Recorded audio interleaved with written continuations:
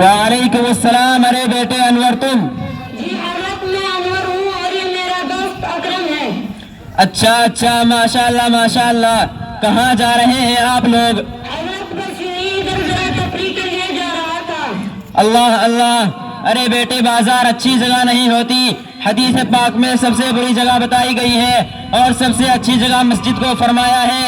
आका सल्लल्लाहु अलैहि वसल्लम ने ऐसे कोई काम भी है क्या? हजरत आपसे क्या छिपाना, हम लोग सिनेमा देखने जा रहे हैं। सुना है कि देवानंद और माधुरी दर्शक की मिली बहुत रोमांटिक फिल्म बनी है।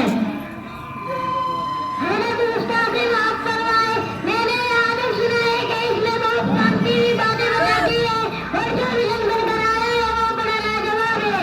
अरे हजरत के सामने इतना नहीं बोलते, फिर जब बता ही दिया तो ये भी बता दे ताकि इसमें वेरियन कालिया सदा सलो हमरा पुत्र है। ईमान से हजरत बड़े अदब की सूचना एक्टिंग करता है, पूरा हिला कर रख देता है। ये तुम लोगों की बातें बहुत अफसोस के काबिल है। मुसलमान होकर इस तरह की बात। हजरत हमने कौन सा जुर्म कर दिया?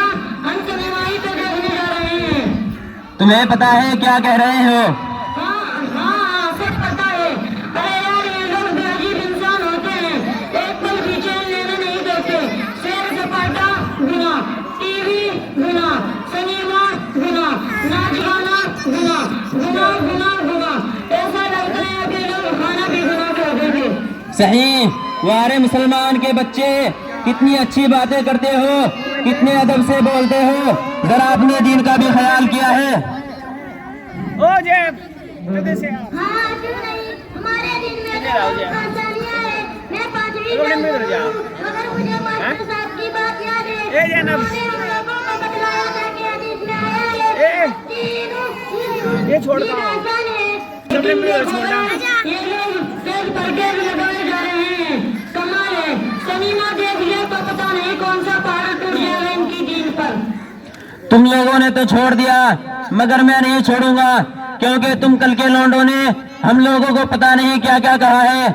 सुनो अकरम, तुम्हारी बात के बकवास होने के लिए सिर्फ इतना कह देना काफी है कि तुम 5वीं फेल हो। तुम्हें शर्म नहीं आती ऐसी बात करते हुए? अपने फेल होने पर भी फख्र करते हो। तो बताओ क्या दीन उसरन की सही तशरीह क्या है? कुछ नहीं। अरे जैसे तुम्हारे मास्टर जाहिल वैसे तुम जाहिल। बड़ी अकल बढ़ाने की बात करते हो। तो बताओ कौन सा पहाड़ तोड़ दिया है आज तक, जबकि सुना है उससे पहले भी कई फिल्में देख चुके हो। ये भी बताओ कौन सी साइंस सीख ली है? कुछ नहीं। अरे मियां अनवर और अकरम, ये सब शैतान का धोखा है जिसमें मगरिब और यूरोप ने तुम्हें फांस रखा है। तो क्या हजरत आप ये तस्लीम नहीं करते? क्या ये तरक्की का जमाना है? जमाना बदल गया, दुनिया के रंग में रंग कर जीना पड़ेगा। मौजूदा वक्त बहुत ज्यादा एडवांस हो गया। मैं इस बात को बल्कि हरगिज नहीं तस्लीम कर सकता कि एडवांस जमाना है, तरक्की का दौर है, क्योंकि पहले आपको तरक्की का मफहूम मुतय्यन करना पड़ेगा। तो बताओ आप लोगों के नजदीक तरक्की का क्या नाम है? तरक्की यही है कि साइंस और टेक्नोलॉजी आज पूरी दुनिया पर हुकूमत कर रही है। उसने अपनी कमर फिजा में, हवा में, चांद पर और उससे बढ़कर मरीज तक पर डाल दिया है। हैरत अंगेज बात यह है कि जमीन और आसमान के बीच एक ऐसा स्टेशन कायम है जहाँ इंसान बसते हैं, जीते हैं और वहीं से तरक्की की खोज लगाई जाती है। इस स्टेशन को मील कहते हैं।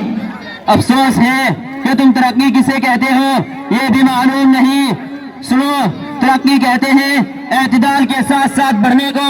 लिहाजा अगर किसी इंसान को सिर्फ नाक बढ़ती चली जाए और 2 मीटर लंबी हो जाए या कान बढ़ने शुरू हो, ये तो सरासर ऐब होगा, ये मैं कहता हूँ। लेकिन हमारे इस्लाम में एक ऐसी मिसाल मौजूद है जो दुनिया क़यामत तक पेश नहीं कर सकती।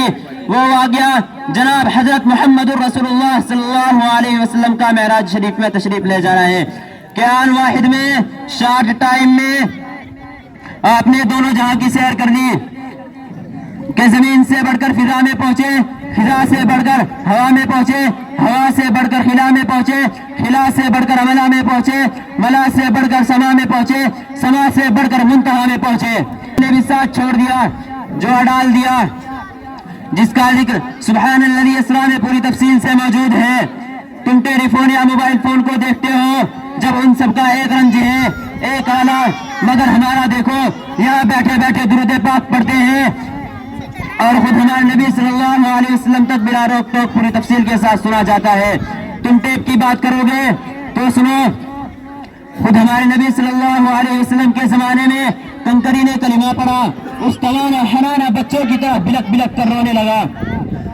عرض ہمارے یہاں ساری مثال 1914 برس پہلے ہی موجود ہو چکی ہے۔ تو کیا سنیما بری چیز ہے؟ اس میں ہم کون سا گناہ کریں گے؟ صرف بیٹھے تو رہیں گے، اس میں کیا خرابی ہے؟ اس میں دین اور دنیا دونوں کی خرابی ہے، اس سے بے حیائی بڑھتی ہے۔ یہ بات قرآن سے بھی ثابت ہے اور حدیث سے بھی، نیز خود تمہارے آقا یورپ والوں نے یہی کہا ہے۔ قرآن میں آیا ہے وَمِنَ النَّاسِ مَن يَشْتَرِي لَهْوَ الْحَدِيثِ لِيُضِلَّ عَن سَبِيلِ اللَّهِ، اور کچھ لوگ وہ ہیں جو لہو الحدیث خریدتے ہیں تاکہ لوگوں کو اللہ کے راستے سے گمراہ کر دے۔ اس میں لہو الحدیث کی تفسیر بڑے بڑے علماء مثلا حضرت مولانا علی میاں قاضی مجاہد الاسلام قاسمی، مولانا یوسف لدھیانوی وغیرہ وغیرہ، امام راہب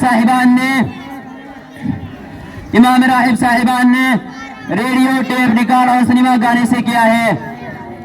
آپ کے پاس کیا ثبوت ہے کہ یہ چیز مغرب کی ہے اور ہمارے برباد کرنے کے لیے بنی ہے، جبکہ ہم اس میں اپنا فائدہ دیکھتے ہیں؟